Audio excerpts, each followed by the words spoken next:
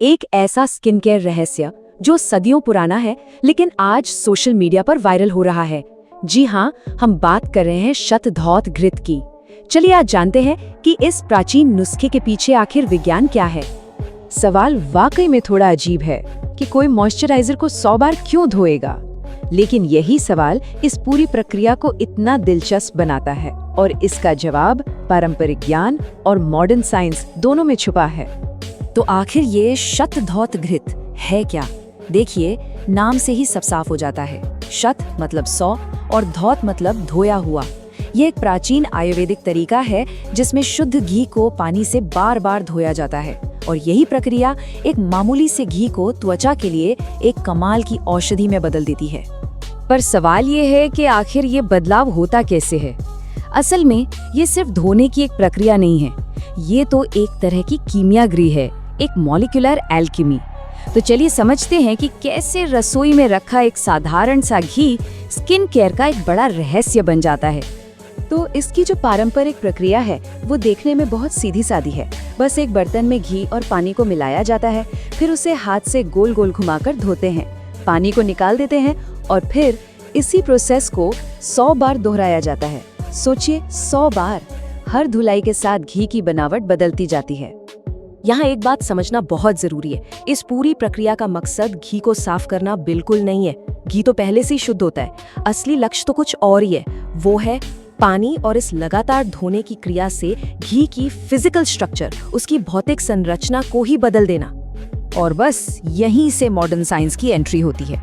ये जो प्राचीन प्रक्रिया है ना, ये एक बहुत ही सीधे सरल वैज्ञानिक सिद्धांत पर काम करती है, पार्टिकल्स का साइज बदलना। तो चलिए देखते हैं कि ये होता कैसे है। तो होता ये है कि जब घी को पानी के साथ लगातार बार बार मथा जाता है तो ये जो मैकेनिकल एक्शन है, ये घी के बड़े बड़े फैट मॉलिक्यूल्स को, मतलब वसा के अणुओं को छोटे और छोटे कणों में तोड़ देता है। इससे घी एक माइक्रो इमल्शन बन जाता है, एक हल्का फूला हुआ मिश्रण। अब जरा इस फर्क को देखिए। धोने से पहले घी के जो पार्टिकल्स हैं वो काफी बड़े होते हैं, तो वो त्वचा की ऊपरी सतह पर ही रह जाते हैं, जिससे पोर्स बंद होने का खतरा रहता है। लेकिन 100 बार धोने के बाद ये कण इतने छोटे, मतलब माइक्रो साइज के हो जाते हैं कि त्वचा की परतों में आसानी से अंदर चले जाते हैं और उसे गहराई से पोषण देते हैं। तो ठीक है, हमने ये तो समझ लिया कि ये प्रक्रिया काम कैसे करती है, पर इसका असली लक्ष्य क्या है? और मजे की बात ये है कि इसका जो मकसद है वो ठीक वही है जो आज के सबसे एडवांस्ड स्किन केयर प्रोडक्ट्स का होता है, और वो है स्किन बैरियर को रिपेयर करना। अब ये स्किन बैरियर क्या होता है? ये हमारी त्वचा की सबसे बाहरी सुरक्षा परत है। इसका काम है नमी को अंदर लॉक करना और बाहर के धूल, प्रदूषण जैसी चीजों से त्वचा को बचाना। जब ये बैरियर कमजोर हो जाता है तो त्वचा रूखी, सेंसिटिव और बेजान लगने लगती है। मतलब एक हेल्दी स्किन के लिए एक मजबूत स्किन बैरियर का होना बहुत जरूरी है। अब देखिए, यहाँ पर दोनों तरीकों की तुलना करना बहुत दिलचस्प है। एक तरफ है शतधौत घृत, जो एक फिजिकल प्रोसेस से फैट के पार्टिकल्स को तोड़ता है ताकि वो बेहतर तरीके से अब्सॉर्ब हो सके, और दूसरी तरफ है आज के मॉडर्न मॉइस्चराइजर्स जैसे कि सेरामाइड्स और हाइलुरोनिक एसिड वाले प्रोडक्ट्स। ये केमिकल फॉर्मुलेशन पर काम करते हैं, मतलब तरीके एकदम अलग, पर लक्ष्य बिल्कुल एक ही है, स्किन बैरियर को रिपेयर करना।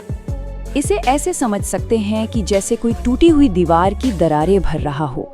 दोनों ही तरीके त्वचा के इस बैरियर में आई दरारों को भरते हैं ताकि नमी अंदर ही रहे और त्वचा फिर से हेल्दी और मजबूत बन सके। अगर ये जानकारी उपयोगी लग रही है तो इस विश्लेषण को लाइक और शेयर करना न भूलें, और ऐसे ही गुणवत्तापूर्ण कंटेंट के लिए चैनल को सब्सक्राइब करें। तो इस पूरी तुलना से हम क्या सीख सकते हैं? शायद सबसे बड़ी सीख यही है कि असरदार स्किन केयर के जो सिद्धांत हैं वो समय और टेक्नोलॉजी के मोहताज नहीं होते।